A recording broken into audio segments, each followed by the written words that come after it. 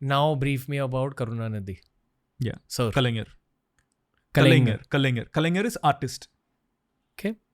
He is a great poet. His writing is very strong. He is also from cinema. He was a poet and he used to write dialogues also. And there is a movie called Parashakti.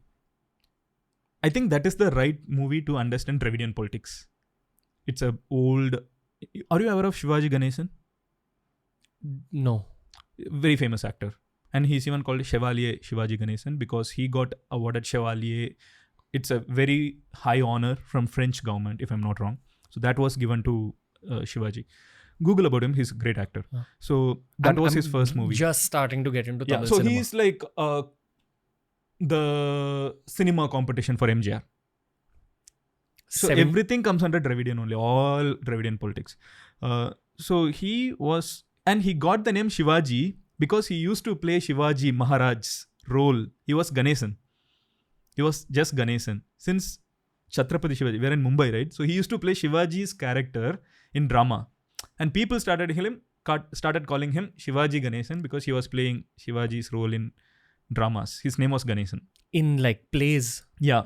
Okay. So that's where cinema came. So then movies came where people started acting in sets. Kalaignar Karunanidhi used to pen dialogues for movies, and his first movie was Parashakti. I'm not sure if that was his first movie, but his most famous movie is Parashakti.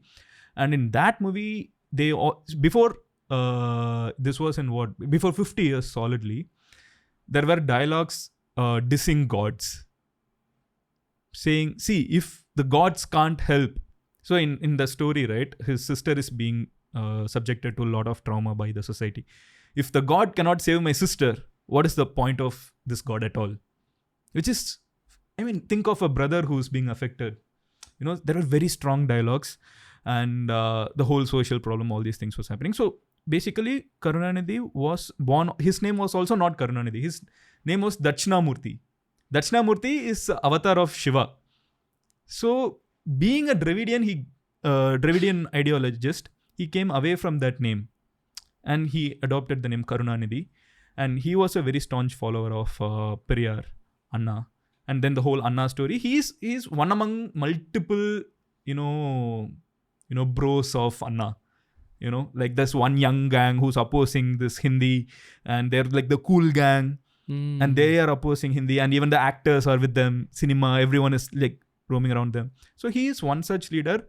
Then he rises in prominence with demise of Anna. With MGR support, Karunanidhi becomes the chief minister. Without MGR support, it wouldn't have been possible, is the famous opinion. So with MGR support, he becomes the chief minister. And then he has a clash with MGR, where MGR leaves. And then MGR remains the prominent figure in politics. And he was the chief minister until MGR passed away. And then Karunanidhi comes to power. Jayalalitha Karunanidhi. One interesting thing about Karunanidhi and Jayalalitha is that you visit Tamil Nadu, any massive structure that is modern you see is built by one of them. It's crazy.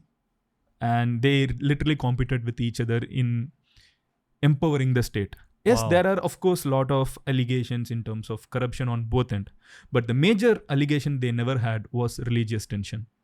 You can't find that from both of them, which is, I think that sums up Dravidian politics. They had, major accusations of corruption, both of them.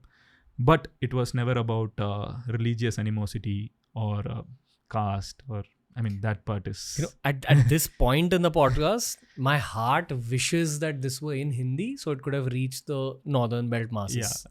People should know the contrast of Tamil politics with state politics of the north. Both of them are fighting with each other by empowering the people.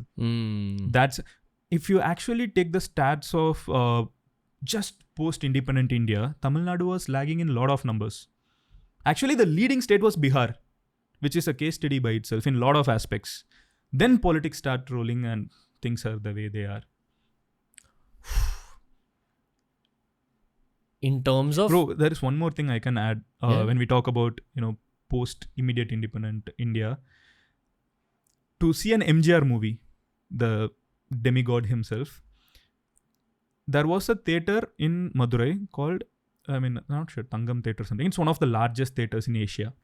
This was just post independence to 1960s era. During that time, people from Sri Lanka, from southern Sri Lanka, travel all the way to northern Sri Lanka, take a boat, come to Rameshwaram, take another bus, come to Madurai to watch one scene of his, and then go back all the way.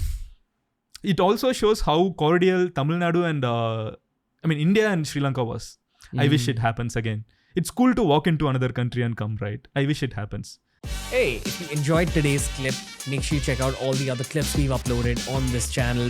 You'll find a clip related to almost every single topic as long as you're willing to search for it.